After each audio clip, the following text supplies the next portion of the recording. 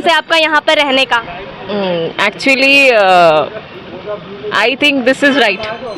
वो बोल रहा है, सही बोल रहा है, क्योंकि सिक्योरिटी के नाम पे एक्चुअली 10,000 चेपते हैं हमें ओनर्स, और उसके साथ 21 से 30 दिन का ब्रोकरेज भी लेते हैं ब्रोकर्स हमसे। सो बताते हैं हम ही शोषित हो, मतलब इस इकोनॉमिकली हम एक्सप्लॉइट हो रहे ज़्यादा। और आपको तो पता ही है ये चीज़ भी हुआ है। आई थिंक वो कहाँ गया जो स्क्रीनशॉट ग्रुप में स्क्रीनशॉट आए हुए हैं कि सेक्स ऑफर्स मतलब मांगते हैं ब्रोकर्स। हाँ, कि अगर हम ब्रोकरेज कम कर देंगे तो आप सेक्सुअली अगर हमें थोड़ा फेवर्स देंगे तभी हम ब्रोकरेज भी कम कर देंगे। That is also happening. Ma'am, जो ये अभी 3 स्टूडेंट्स की जो डेथ हुई है, इसके बाद जो है यूपीएससी एस्पिरेंट्स अब खुल के बोल रहे हैं। यही चीज़ वो पहले नहीं बोलते थे। अगर आप लोग पहले ही इन सब चीज़ों को लेकर बोलना शुरू करते तो कुछ चीज़ें आप लोगों के फेवर में जाती। मैम, मैं खुद ही नहीं आई हूँ। आई थिंक लास्ट ईयर मैं आई हूँ, मेरा कोचिंग अभी चल रहा है। सो बात ये है कि खुल के बोलने वाली चीज़ आपने सही बोला। मेरे रूम में ही आग लगी थी लास्ट ईयर से पहले। सो मेरे रूम में ही आग लगी थी, सब फायर वाले वगैरह सब आए हैं। ओनर ने पैसा दे के चुप करवा दिया।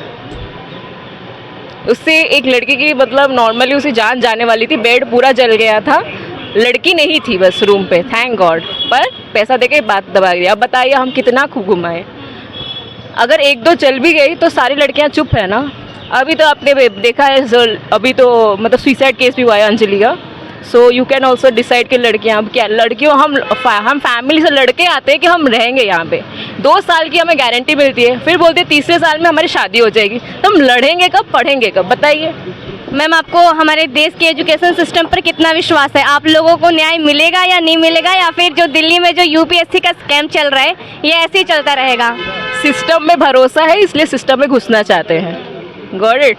और पहली चीज़ है एमसीडी, आप देख रहे हैं, न्याय तो सबसे बड़ी चीज़ है। पीआईएल हमें वॉइस मिल रहा है दूसरों से, हमारी सिस्टम से, लेजिस्लेटिव से हमें हमारी लाइक राज्यसभा लोकसभा में हमारी बातें जा रही है, पीआईएल फाइल्स हो रही है, एससी और एचसी मतलब क्वेश्चंस पूछ रहे हैं, आरटीआई से पूछ रहे हैं सारी चीज़ें। सो जैसे सर ने हमारे बोला अभी, सो बेसिकली आप एमसीडी की वर्किंग एग्जीक्यूशंस देख रहे हैं, यहाँ पर एग्जीक्यूटिव से काम कर रहे हो अभी। तो बेसिकली ये है आवाज़, द स्टूडेंट्स है। जब अगर अपनी मांगे नहीं भरेंगे तो ये चीज़ें आएंगे कैसे?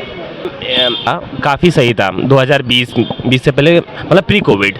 हाँ, और पोस्ट के कोविड ये हुआ कि एक सीरीज आई, एस्पिरेंट सीरीज़ और 12th फेल, ऐसे सीरीज़ से यहाँ पे इतना ज़्यादा हाइक हो गया, क्योंकि पहले लोगों को ओआरएन के बारे में कुछ पता ही नहीं था। लेकिन जब से सीरीज आई सबको पता चल गया, सब मुँह उठा के चले आए यहीं पे, तो रेंट तो बढ़ना ही है ना। डिमांड बढ़ गई यहाँ पे रूम की, पहले इतना था ही नहीं। मैं बता रहा हूँ, प्री कोविड मेरा रूम का रेंट 8,000 था, आज उसी रूम का रेंट 14,000 रुपये है। हम तैयारी तो ठीक है, मतलब यहाँ जो बच्चे देख रहे हैं, वीडियोस में देख रहे हैं, यूट्यूब पर देखते हैं कि हम भी जाएंगे दिल्ली में तैयारी करेंगे, तो यहाँ पर आने के बाद उनका एक्सपीरियंस और रियलिटी कैसा हो जाता है? मैम, यहाँ पे हम बस बच्चे इसलिए आते हैं कि सारी कोचिंग इंस्टीट्यूशन यहाँ पे हैं, और एक माहौल है, जैसे बोला जाता है कि हम एक माहौल में जाके पढ़ेंगे तो हमें एक्सपीरियंस मिलेगा और हमारा सक्सेस रेट ज़्यादा अच्छा होगा। तो उस माहौल को देखते हुए लड़के यहाँ आते हैं। लेकिन सक्सेस रेट चाहे आप यहाँ से तैयारी करो, घर से करो, दोनों बराबर ही है।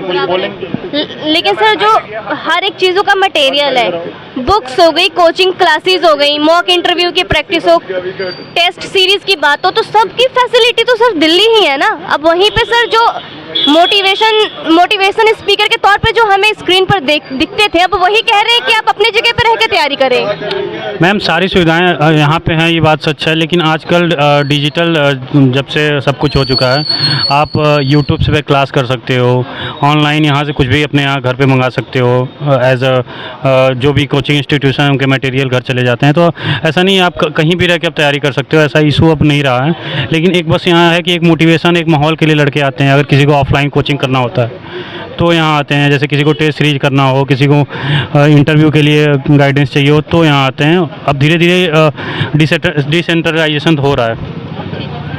सर, आपका नाम? युवराज सिंह। तो सर, आपको यूपीएससी का प्रिपरेशन करते समय कितना वक्त हो चुका है? मैं 1.5 साल से कर रहा हूँ यूपीएससी तैयारी। हाँ। और सर, आपका एक्सपीरियंस कैसा है?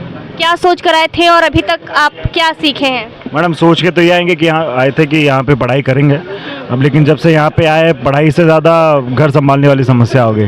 घर में किराना लाने की दिक्कत है, साफ़ सफाई करवानी है, सामान लाना है, रेंट देना है, ब्रोकर से भिड़ना है, मकान मालिक से भिड़ना है, कोचिंग इंस्टीट्यूट वालों से भिड़ना है। तो हम तो आए जब से भिड़ ही रहे, और इतना भिड़ने की आदत हो गई कि अब यहाँ जब प्रोटेस्ट हो तो यहाँ भी चले गए भिड़ना है, तो हम तो भिड़ रहे, पढ़ कम रहे, भिड़ ज़्यादा रहे हम लोग।